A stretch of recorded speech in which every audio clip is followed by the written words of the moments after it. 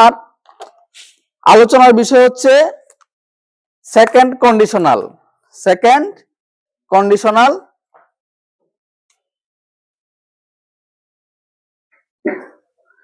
আচ্ছা, সেকেন্ড কন্ডিশনালের স্ট্রাকচারটা হচ্ছে ইফ, কি থাকবে? ইফ থাকবে, তারপর হচ্ছে সিম্পল পাস্ট মানে পাস্ট ইনডেফিনিট। সিম্পল পাস্ট মানে কি? Simple indefinite. দেখো সিম্পল পাস্ট অথবা past indefinite. Past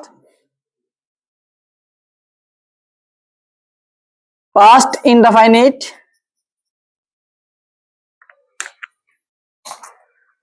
past indefinite. তারপরের বাক্যটা হবে হচ্ছে সাবজেক্ট প্লাস অবশ্যই এই তিনটা থেকে যে কোনো একটা নিতে হবে। উড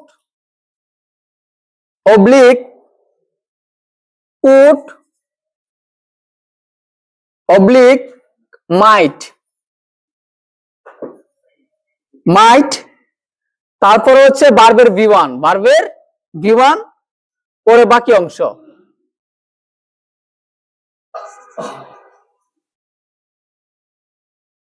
এখন একটু মনোযোগ দাও সবাই। Second conditional if plus simple past অথবা পাস্ট ইনডেফিনিট, অর্থাৎ ইফ এর পরে হচ্ছে পাস্ট ইনডেফিনিট টেন্স। ইফ এর পরে কি হবে? Past indefinite. তাহলে পাস্ট ইনডেফিনিট চেনার উপায়টা কি?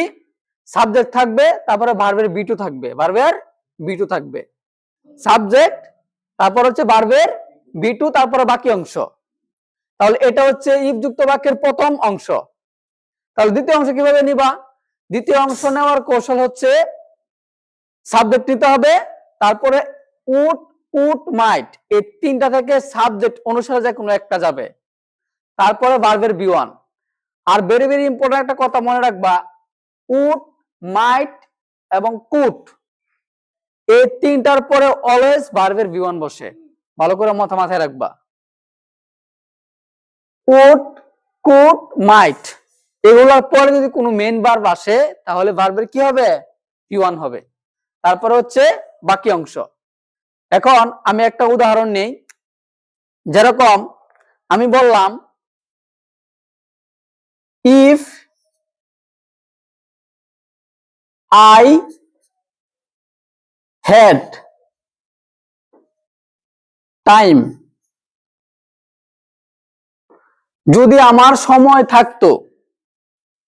এখন দেখো এখানে হ্যাড কিন্তু V2, কারণ এই হ্যাড এর পরে কিন্তু ভার্বের V3 নাই, যেটা আমরা গত ক্লাসে বলেছিলাম। তাহলে এখানে হ্যাড থাকলে কিন্তু তুমি বলতে পারবে না যে এটা পাস্ট পারফেক্ট টেন্স, বলার কোনো সুযোগ নাই, অথবা প্রেজেন্ট পারফেক্ট টেন্স এটা বলার কোনো সুযোগ নাই, কারণ এই হ্যাড এর পরে কি নাই? V3 নাই। তার মানে এখানে হ্যাডটাই হচ্ছে V2, হ্যাভের V2 হচ্ছে কি? হ্যাড। তাহলে ইফ আই হ্যাড টাইম এটা হচ্ছে সিম্পল পাস্ট, সিম্পল পাস্ট অথবা পাস্ট ইনডেফিনিট টেন্স। তাহলে এরপরে একটা সাবজেক্ট আনতে হবে। সাবজেক্টের পরে কি আনতে হবে? উড কুড বা মাইট আনতে হবে, তারপরে ভার্বের V1, এরপরে বাকি অংশ যদি থাকে। তাহলে আমি যদি সাবজেক্ট নিয়ে আমি বললাম ইফ আই হ্যাড টাইম, যদি আমার সময় থাকতো, তাহলে আমি কি করতাম? যদি আমার সময় থাকতো তাহলে আমি কি করতাম? ধরো স্কুলে যেতাম, ঠিক আছে, বা পড়াশোনা করতাম বা খেলাধুলা করতাম, তাই না?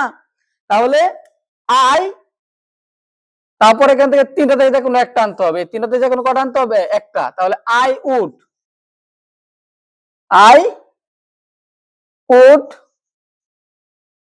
গো to school, go to school.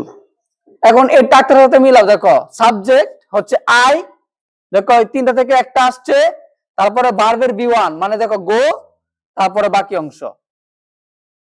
তার মানে তুমি যদি দেখো ইফ যুক্ত কোনো বাক্যের প্রথম অংশ হচ্ছে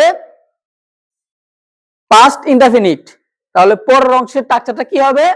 সাবজেক্ট উড কুড মাইট ভার্বের বি1 তারপরে বাকি অংশ। আশা করি সবাই বুঝতে পেরেছো। সুন্দর করে এখন তুলো।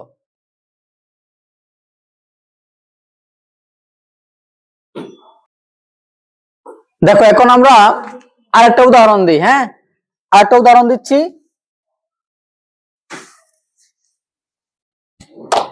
যদি আমি বলি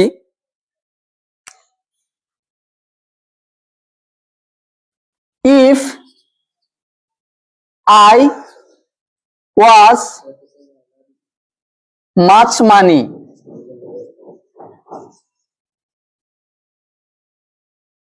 আচ্ছা এখন আমরা এই সেন্টেন্সটা নিয়ে একটু চিন্তা ভাবনা করি।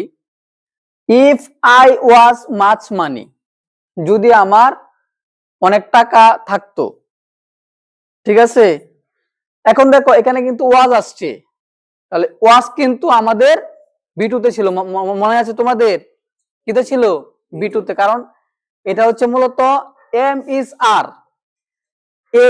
এই তিনটার বি টু হচ্ছে ওয়াজ এবং কি ওয়ার। অর্থাৎ এম ইজ আর এর পরিবর্তে পাস্ট টেন্সে ওয়াজ ব্যবহার করা হয়, আর আর এর পরিবর্তে ওয়ার ব্যবহার করা হয়। কথা বুঝছো? তার মানে দেখো ইফ আই ওয়াজ মাচ মানি, তার মানে এটা কোন টেন্সের মধ্যে পড়তেছে?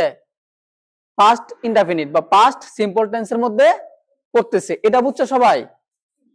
এটুকু বুঝছো? তাহলে এটা হচ্ছে সেকেন্ড কন্ডিশনাল, তাই না? তাহলে সেকেন্ড কন্ডিশনালের পরের বাক্যটা কি হবে? একটা সাবজেক্ট নেওয়া লাগবে। কি নেওয়া লাগবে? একটা সাবজেক্ট নেওয়া লাগবে। তারপরে এই সাবজেক্টের সাথে কি উড মাইট কুড এগুলো থেকে একটা নেওয়া লাগবে। তারপরে ভার্বের বি1, তারপরে কি বাকি অংশ। তাহলে যদি আমার অনেক টাকা থাকতো তাহলে আমি কি করবো বলতো? আমি মানুষকে দান করতাম, তাই না? অথবা কি মানুষকে আমি দিতাম, তাই তো? তাহলে কি আই উড, আয়ের সাথে কি যায়? উড যায়। I would give the poor, give the poor. তাহলে আমি কি করতাম? গরিব মানুষকে টাকা দিতাম, তাই না? এই দেখো গিভ মানে হচ্ছে দেওয়া, এটা ভার্বের বি1। তাহলে I would give the poor. If I was much money, যদি আমার প্রচুর টাকা থাকতো বা অনেক টাকা থাকতো তাহলে আমি কি করতাম? গরিবকে দিতাম। আশা করি এই উদাহরণটা বুঝতে পেরেছ। সবাই তুলো, তারপরে আমরা থার্ড কন্ডিশনালে যাব। তাড়াতাড়ি তুলো।